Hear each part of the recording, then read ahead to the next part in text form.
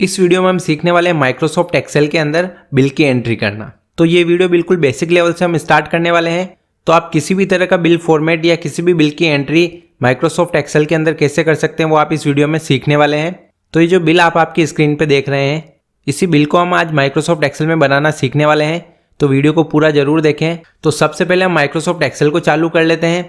तो किसी भी बिल की एंट्री करने से पहले हमें ये पता होना चाहिए कि हमारे बिल में कितने कॉलम्स हैं या हमारे बिल में हमें कितने कॉलम की ज़रूरत है। तो हम हमारे बिल में देख पा रहे हैं कि हमें serial number, particulars, quantity, rate और अमाउंट, टोटल हमें 5 कॉलम्स की ज़रूरत है।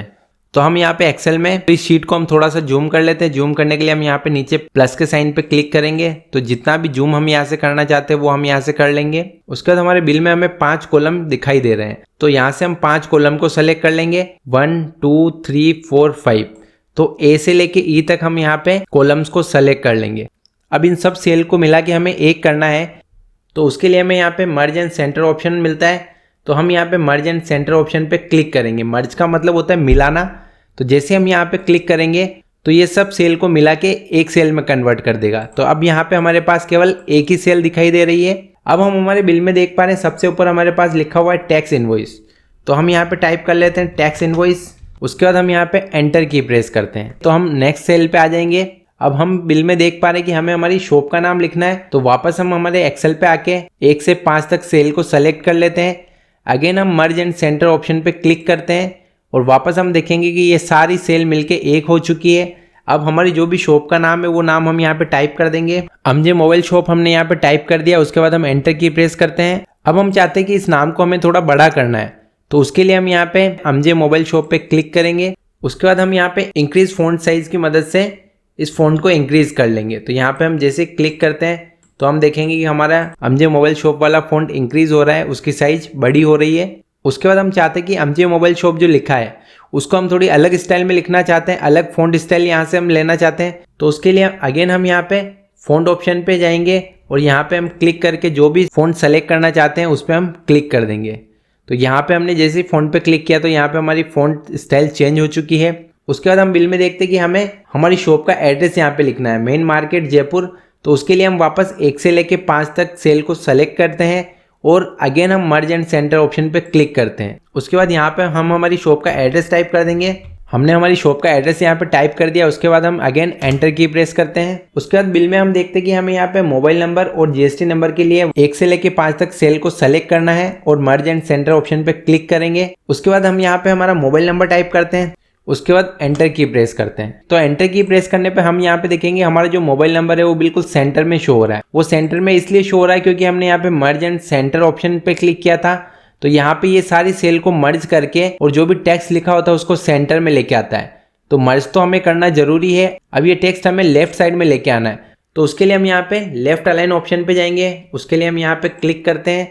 तो जैसे हम क्लिक करते हैं तो हमारा मोबाइल नंबर लेफ्ट साइड में यहाँ पे सेट हो चुका है। उसके बाद अगेन हम यहाँ पे डबल क्लिक करके इस सेल को एडिट कर सकते हैं। अब हमें जीएसटी नंबर भी इसी सेल के अंदर लिखना है।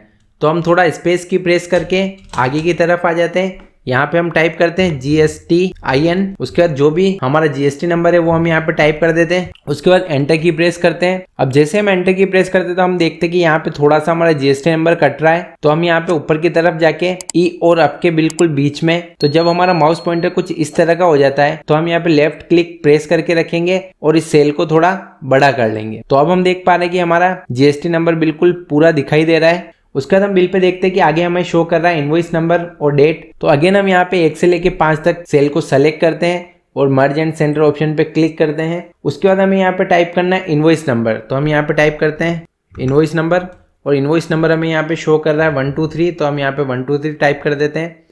अगेन हम देखेंगे कि हमारा इनवॉइस नंबर भी बिल्कुल सेंटर में दिखाई दे रहा है। तो वापस हम यहाँ पे क्लिक करेंगे और उसके बाद हम यहाँ पे लेफ्ट अलाइन वाले ऑप्शन पे क्लिक कर देंगे।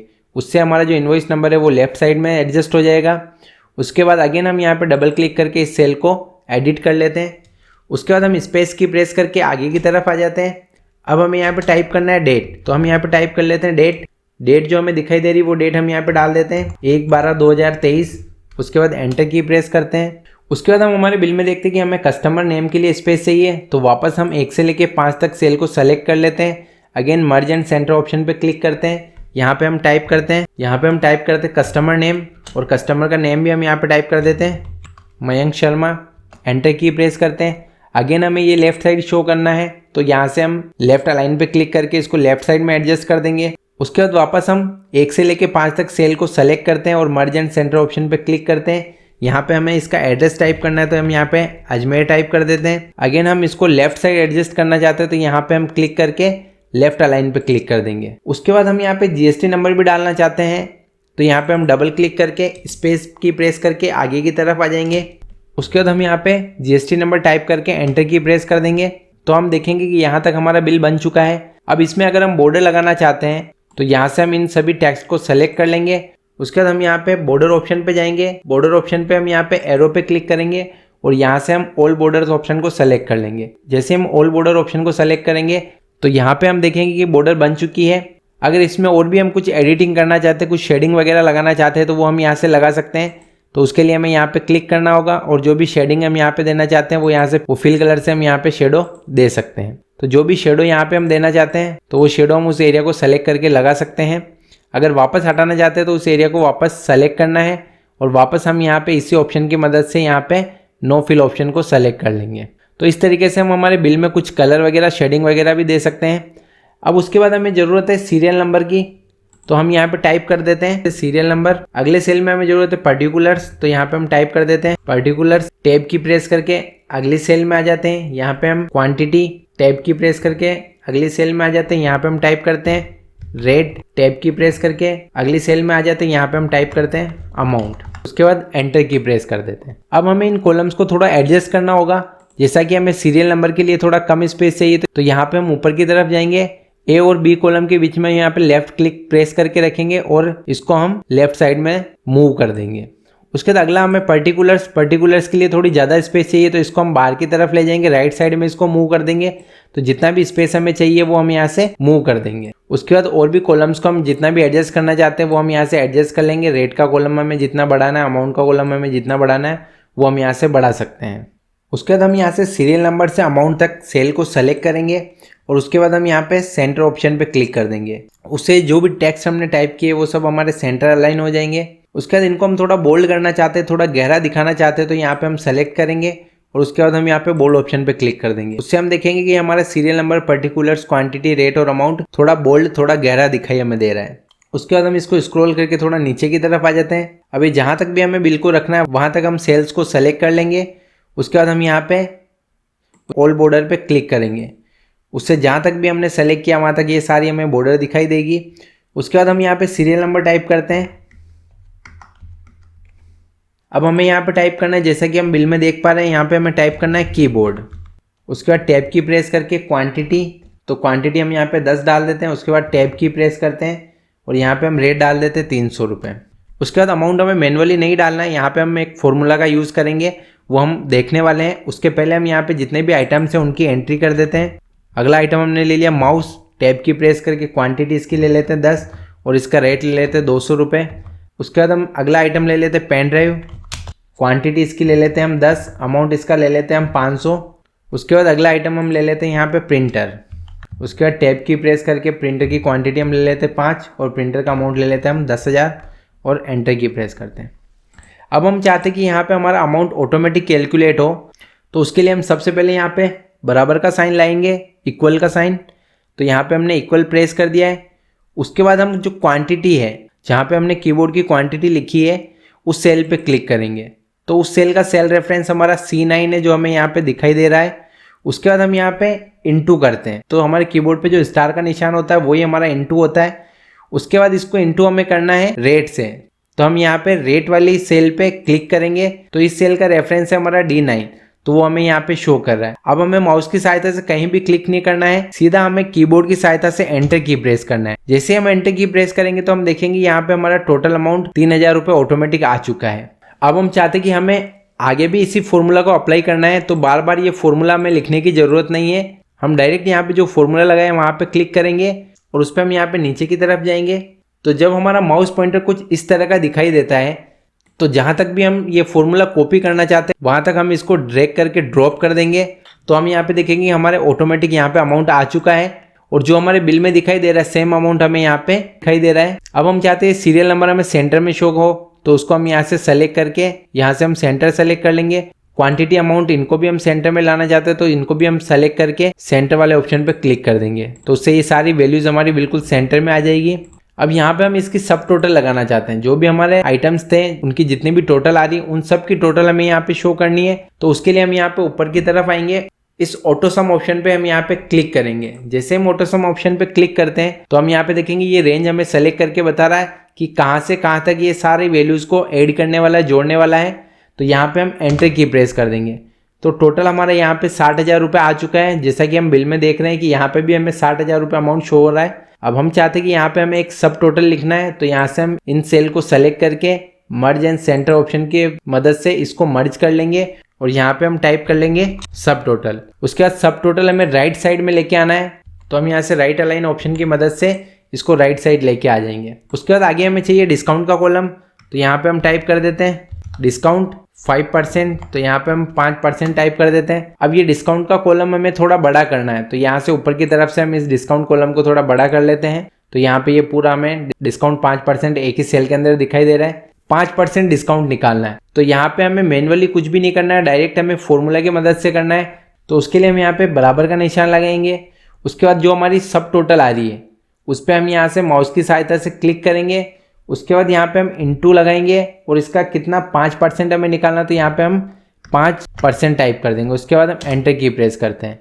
तो जैसे हम एंटर की प्रेस करते हैं तो यहाँ पे हम देखेंगे कि हमारा 60,000 का 5% 3,000 रुपये यहाँ पे शो हो चुका है। उसके बाद आगे हमें बनाना नेट अमाउंट, तो यहाँ पे हम टाइप करते हैं नेट अमाउंट। उसके बाद यहाँ पे हमें 60,000 में से 3,000 को माइनस करना है, तो उसके लिए हम यहाँ पे बराबर का निशान लगाते हैं। अब यहाँ पे जो सब टोटल आ रही थी हमारी उस पर हम क्लिक करते हैं, तो यहाँ पे E17 सेल यहाँ पे सेलेक्ट हो चुकी है। उसके बाद यहाँ पे हम माइनस का निशान लगाते हैं और यहाँ से जो हमारा 5% डिस्काउंट आ रहा है 3,000 रुपये उस पर हम क्लिक करते हैं और उसके बाद हम यहाँ पे एंटर की प्रेस करते हैं। तो जैसे हम एंटर की प्रेस करेंगे तो यहाँ पे हमारा नेट अमाउंट हमें शो कर देगा। 60,000 में से 3,000 रुपये माइनस हुए तो 57,000 रुपये यहाँ पे हमें शो कर रहा है। उसके बाद आगे हमें लेना है IGST, तो यहाँ पे हम IGST बना लेते हैं। IGST हमें 18% के हिसाब से लगाना है, तो यहाँ में हम लिख देते हैं @18%। उसके बाद यहाँ पे हमें GST के लिए कौन सा फॉर्मूला लगाना होगा, तो सबसे पहले हमें यहाँ पे बराबर का निशान लगाना है।